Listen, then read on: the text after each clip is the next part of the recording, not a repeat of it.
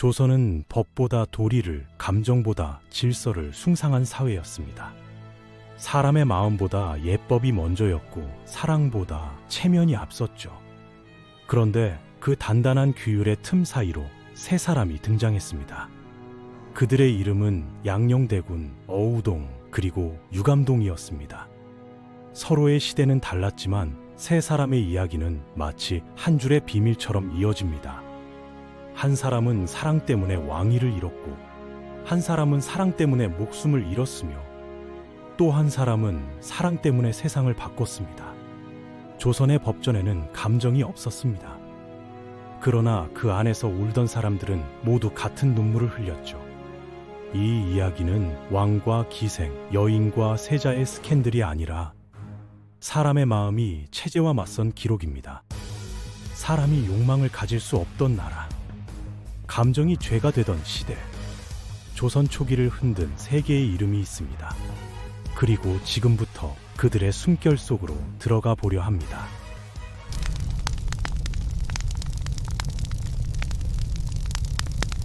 조선은 도덕의 나라라 불렸습니다. 그러나 세종 9년의 어느 봄날, 그 도덕은 한 여인의 이름 앞에서 흔들렸죠. 그녀의 이름은 유감동, 평강현감의 부인이었습니다.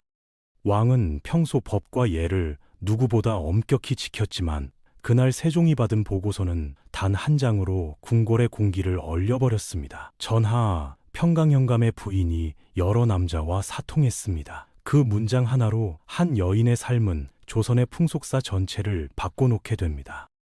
당시 신하들은 입을 다물지 못했죠. 여자가 남편 아닌 자와 간통하다니 천륜이 무너졌습니다. 세종은 조용히 물었습니다. 그 증거는 확실한가? 수사가 진행되자 놀라운 사실이 드러났습니다. 그녀는 단 한 사람과의 관계가 아니었습니다. 대감, 서생, 심지어 종까지 그 이름들은 끝없이 이어졌고 그 명단은 조선 최초의 블랙리스트로 불리게 되었습니다.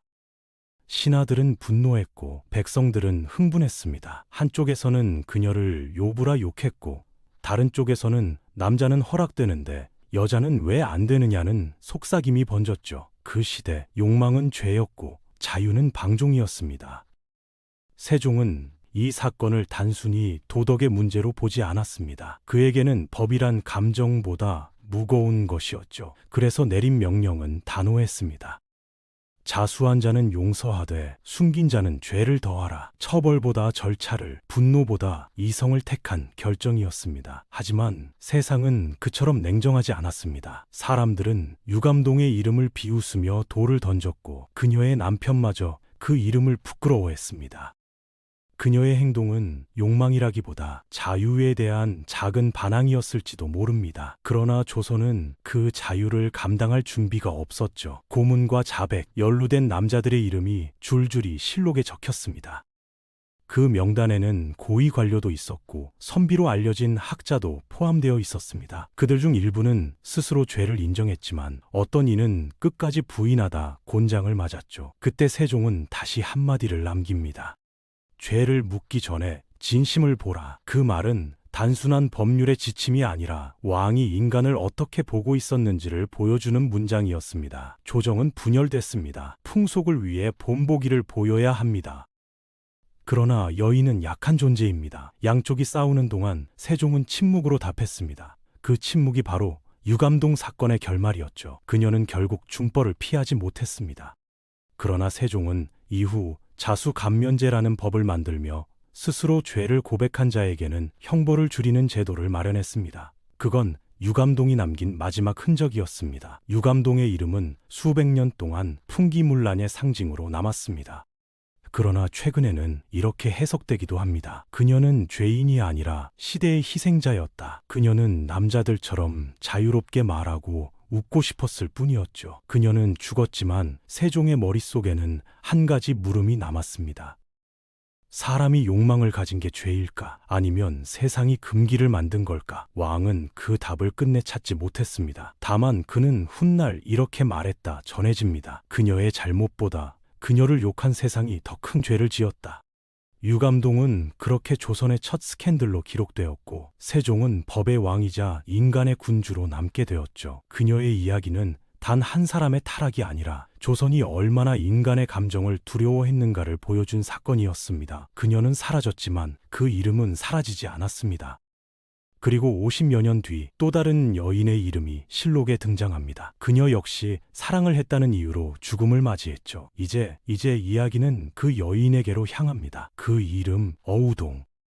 조선은 여전히 유교의 질서로 단단히 묶여 있었죠. 사람의 감정보다는 예절이 우선이었고 사랑조차도 허락된 틀 안에서만 존재해야 했습니다. 그런데 어느 날 한 여인이 그 질서를 정면으로 깨버렸습니다.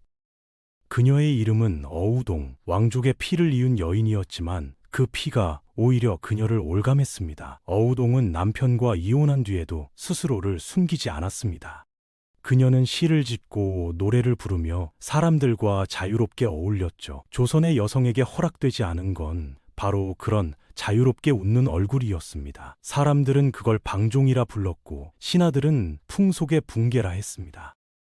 1480년 성종은 풍기 단속을 강화하라는 명을 내렸습니다. 그 중심에는 어우동이라는 이름이 적혀 있었죠. 그녀는 이미 조정의 비밀 대화 속에서 왕족의 수치이자 조선의 부끄러움으로 불리고 있었습니다. 그리고 그 낙인이 시작이었습니다. 그녀의 관계는 단순하지 않았습니다. 한시를 함께 짓던 문인들, 무예를 익히던 장수들, 심지어 왕실의 혈통까지 그녀의 삶에 얽혀 있었습니다. 그녀는 누구에게도 속하지 않았고 그게 바로 조선이 가장 두려워한 점이었습니다. 한 여인이 자유롭게 사랑할 수 있다는 것, 그 단 하나의 행동이 체제에 대한 도전이 되었죠. 신하들은 분노했고 성종은 고민했습니다. 왕의 친척이라도 예를 어기면 죄가 된다. 그 말 한마디로 그녀의 운명은 정해졌습니다. 어우동은 끌려 나왔습니다. 조사관들은 그녀의 입에서 수많은 이름을 끌어냈습니다. 그 이름들은 한양의 권력 지도를 그대로 보여주고 있었죠. 누구는 그 사실을 감추려 뇌물을 썼고 누구는 스스로의 이름이 새겨질까 전전긍긍했습니다. 성종은 마음이 복잡했습니다.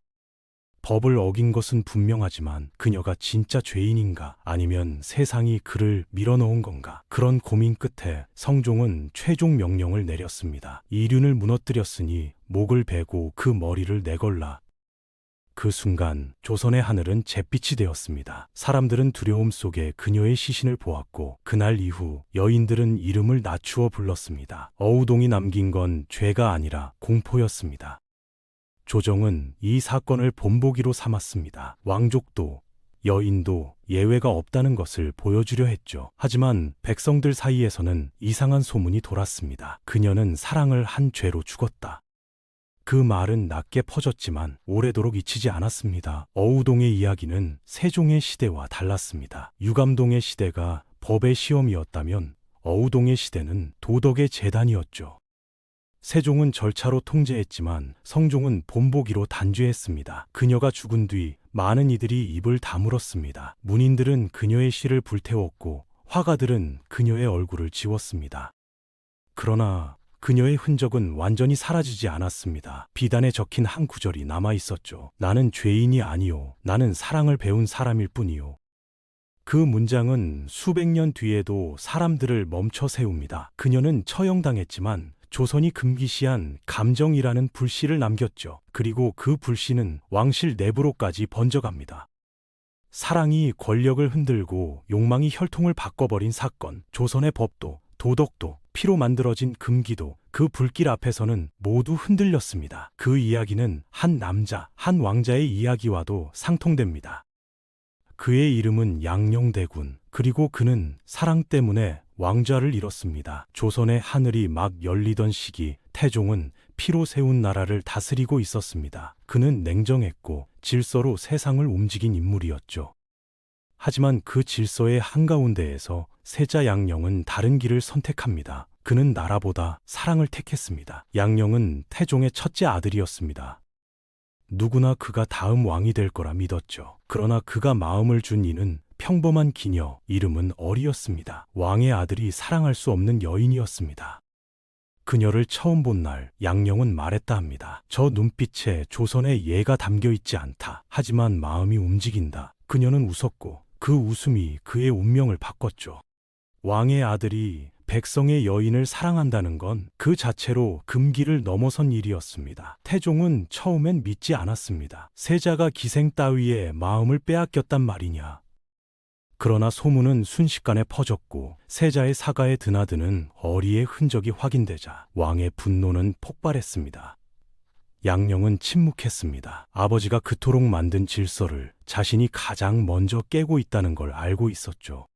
그러나 그는 이렇게 말했다고 전해집니다. 전하께서 시녀를 두시면서 어찌 세자의 여인을 내치라 하십니까? 그 한마디는 아버지에게 칼보다 깊은 상처가 되었죠. 왕이자 아버지였던 태종은 결국 결단을 내립니다. 세자는 마음을 다스리지 못하니 충령으로 바꿔라. 그 순간 양령은 왕세자의 자리에서 내려왔습니다. 조선의 첫 세자 교체는 피보다 감정이 먼저 흔들린 순간이었습니다.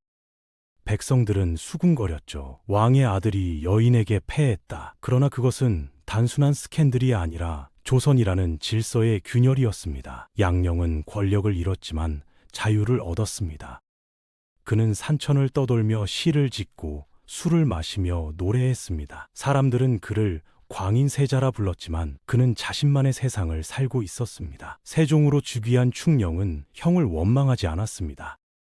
오히려 늘 형을 존중했다고 합니다. 그는 형의 감정 속에서 자신이 왕으로서 이룰 수밖에 없는 인간의 마음을 봤던 거죠. 역사는 양령을 방탕한 세자로 기록했지만 그의 편지엔 늘 같은 구절이 반복됩니다. 나는 자유를 원했을 뿐이다. 그 자유가 조선의 질서를 무너뜨렸고 그 질서가 그의 생을 지워버렸습니다. 그의 생은 마치 한 폭의 그림처럼 권력과 감정이 맞부딪히며 그려졌습니다. 아버지의 칼날은 차가웠지만 그 안에는 사랑이라는 미묘한 감정이 숨어 있었죠. 그의 이야기는 유감동과 어우동의 산과도 닮아 있었습니다. 사랑 때문에 죄인이 되었고 자유를 원했기에 고독해졌으며 시대가 허락하지 않은 감정을 품었다는 점에서 말이죠.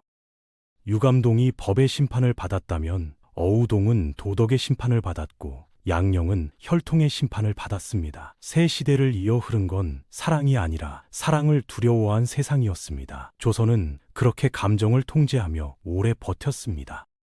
그러나 왕도, 신하도, 백성도 결국 사람입니다. 사람이 감정을 잃는 순간 국가는 껍데기만 남게 되죠.